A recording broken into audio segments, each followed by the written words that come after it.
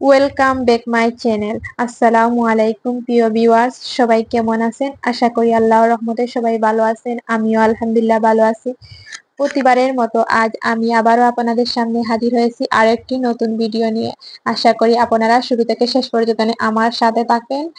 আর আমার ভিডিওটি দেখে যদি কারো কাছে ভালো লাগে প্লিজ লাইক করে সুন্দর একটি কমেন্ট করে এবং নতুন কোনো বন্ধু হলে প্লিজ সাবস্ক্রাইব করে পাশে থাকবেন। আর পুরনো বন্ধুদেরকে আমার চ্যানেলের পক্ষ থেকে অসংখ্য ধন্যবাদ। আজকের ভিডিওতে শেয়ার করব সেদ্ধ আটার তুলতুলে নরম ফুলকো রুটির টিপস সহ আর কিভাবে খুব সহজে বানানো যায়।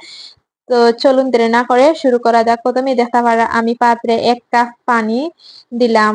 আমি পরিমাণ মতো, যারা একবারে পারেন না তাদের জন্য আজকের রেসিপিটা খুব উপকারী হবে। তারপরে দেখতে পারলাম আমি পরিমাণ মতো লবণ দিলাম। পানিগুলো বলকি আসা পরে 2 কাপ আটা দিয়ে দিলাম।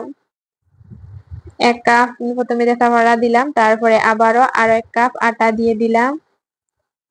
যারা নতুন তারা বুঝেন না কতটুকু আটায় কতটুকু পানি দেওয়া লাগবে, তাদের জন্য আজ আমি নিয়ে আসলাম খুব সহজ রেসিপি। তো তারপরে আমি 2 কাপ আটা দেওয়া পরে আমি হালকা করে নাড়িয়ে দিলাম। এখন আগুন মিডিয়াম করে 2 মিনিট ঢাকনা দিয়ে রেখে দিলাম। দমে রেখে দেব 2 মিনিট। এভাবে আটা সেদ্ধ করে রুটি তৈরি করলে যেটা সারাদিন রুটি নরম থাকে এবং খেতে খুব ভালো লাগে। তো তারপরে 2 মিনিট পরে আমার আটার অবস্থাটা কেমন, এখন আমি আগুন বন্ধ করে দিলাম। এখন আমি আটাগুলো ঠান্ডা হওয়ার জন্য কিছুক্ষণ অপেক্ষা করব। কুসুম গরম থাকা অবস্থায় আমি খাই বানিয়ে নেব। তো আমি পাত্র থেকে একটা প্লেটে খাইগুলো ডালিয়ে দিলাম। আমি হাতে সামান্য সয়াবিন তেল মাখিয়ে ভালো করে আটাগুলো মাখিয়ে নেব। এতে আটাগুলোর খাই খুব সুন্দর হয়ে তৈরি হবে। যদি আপনারা ময়দা অথবা আটা দিয়ে চান এটাকে খাই বানাতে, তাতে আটার খাইগুলো আরো শক্ত হয়, এতে রুটি ভালো করে বেলা যায় না। এখন আপনারা দেখতে পারা আমি হাতে সামান্য তেল নিয়ে আটার খাইগুলো তৈরি করছিলাম আর কত সফট হয়েছে দেখে আপনারা বুঝতে পারা। আপনাদের সাথেও ক্লিয়ার করে দেখাইতে পারলাম না, আমার ক্যামেরা হয়তো ভুল ত্রুটি থাকার কারণে, আমার নিম্নতম ফোনের কারণে সবগুলো তুলিয়া ধরতে পারলাম না, কিন্তু আমার কাছে খুব সফট লাগে, খুব সুন্দরও লাগে। খাইগুলো তৈরি হয়েছে। এখন একটা একটা করে আটার সবগুলো ড্র তৈরি করব। আমি যতগুলো রুটি বানাবো সবগুলো ড্র তৈরি করব। দেখতে পারা অলরেডি সবগুলো হয়ে গেছে। আমি আমার ফ্যামিলির জন্য কয়েকটা রুটি বানিয়েছি, মাত্র হয়তো 10টা মনে হয়। এখন একটা একটা করে আমি বেলে নেব। এখন আমি আবারও একটি ড্র হাতে নিয়ে ভালো করে কিছুক্ষণ মাখিয়ে চেপটা করে নেব।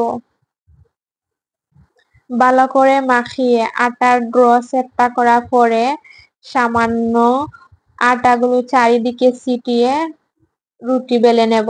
তো আমি আটার ড্র তৈরি করে পাশে আমি পরিমাণ মতো আটা রাখিয়ে দিলাম। এখন আমি আটা দিয়ে রুটি তৈরি করে নেব। আশা করি আপনাদের কাছে আমার রুটি বেলাটাও ভালো লাগবে। তো আপনাদের সাথে আমি শেয়ার করব কিভাবে আজকের রুটি বেলবো। আমি ফুল ক্যামেরার মাঝে দেখাইতে পারলাম না, আমি এক হাতেই ফোন রাখিয়া ভিডিও করি। তো রুটি বেলা পরে আমি আপনাদের সাথে শেয়ার করছি এক হাত, কারণ রুটি তো বেলতে হলে দুনো হাত লাগে। তো আমি যতগুলা ভিডিও সবগুলাও আমার এক হাত দিয়ে ক্যামেরা ধরা রাখি আর এক হাত দিয়ে আমি রান্না করি অথবা কাজ করি, সবগুলো আপনাদের সাথে শেয়ার করি। তো একটা একটা করে রুটিগুলো আমি তৈরি করলাম।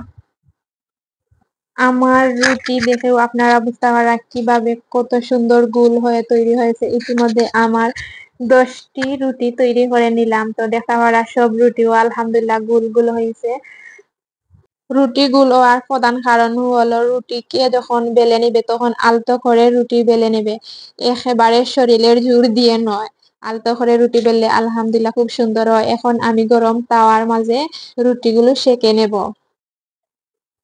তো আপনারা আমি একটা রুটি দিলাম, একটা একটা করে রুটি কিন্তু সেঁকে নিলাম। খুব সুন্দর রুটিগুলা ফুলকো ভাবে তৈরি হয়।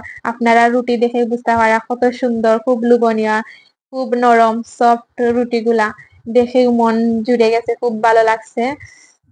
অনেকে তেল ছাড়া রুটি যখন সেঁকে নেন, অনেকে বলে রুটি ভেজে নিছি, অনেকে বলে রুটি সেঁকে নিছি।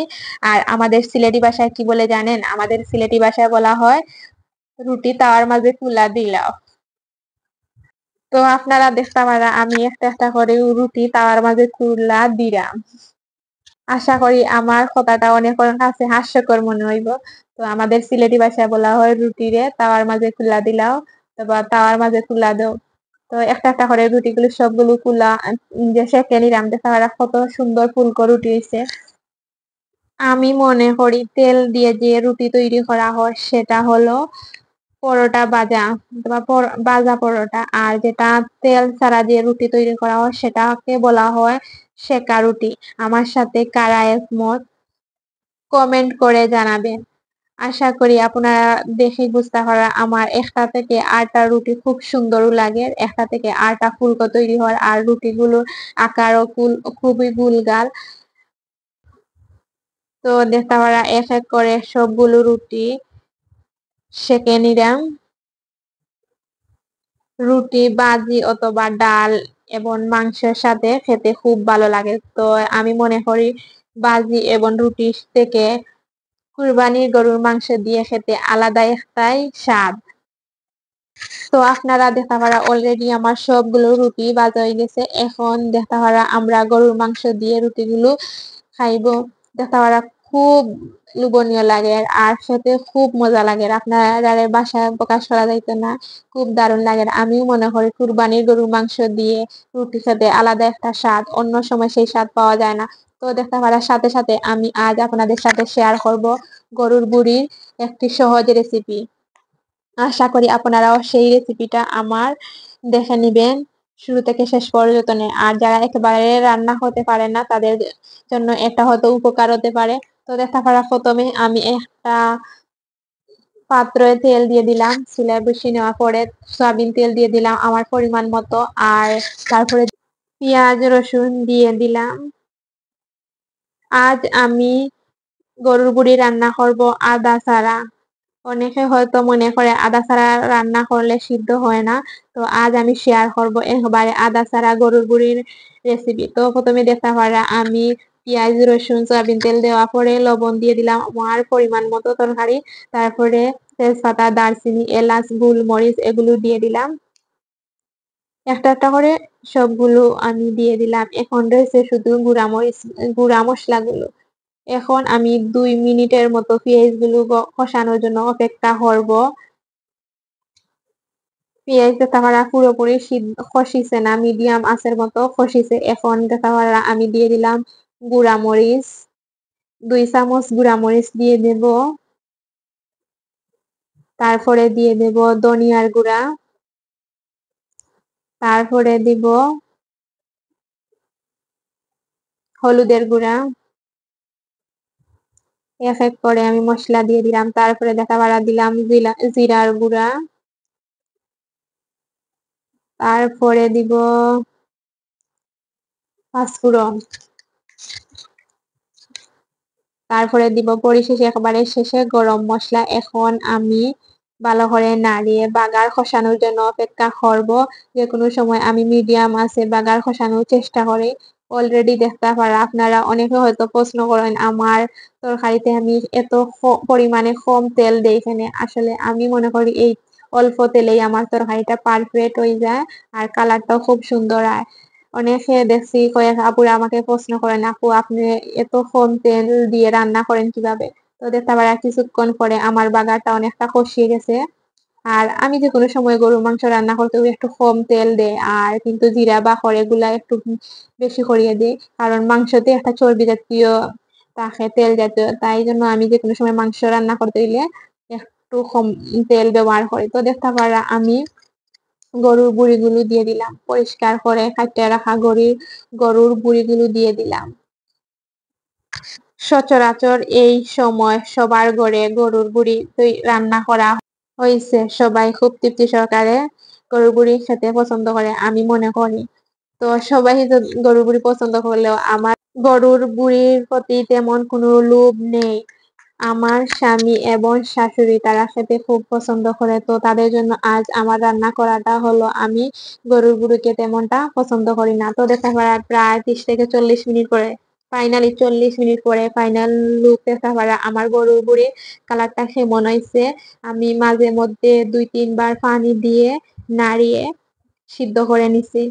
তো অলরেডি দেখে বুঝতে পারা আমার তরকারির কালারটা কত লোভনীয় হয়েছে। আপনারা চাইলে আরো পানিটা কমিয়ে নিতে পারেন। গরুর বুড়ি যে কোনো সময় পানি কম, ঝোল কম দিয়ে রান্না করাটাই খুব দারুণ লাগে। আর যে কোনো সময় আমি দেখছি গরুর বুড়ি আমার মায়ের রান্না করলে বাজির মতো রান্না করতেন, খেতে খুব দারুণ লাগতো। পরিশেষে দেখা পারা আমার গরুর বুড়ির কালারটা কেমন হয়েছে। আর দুপুর টাইমে খেলে তো আরো ভালো লাগবে, এতে পানি শুকিয়ে যাবে। ধন্যবাদ সবাই, আজকের মতো এখানে বিদায় নিলাম। সবাই ভালো থাকুন, সুস্থ থাকুক। খুদা হাফেজ।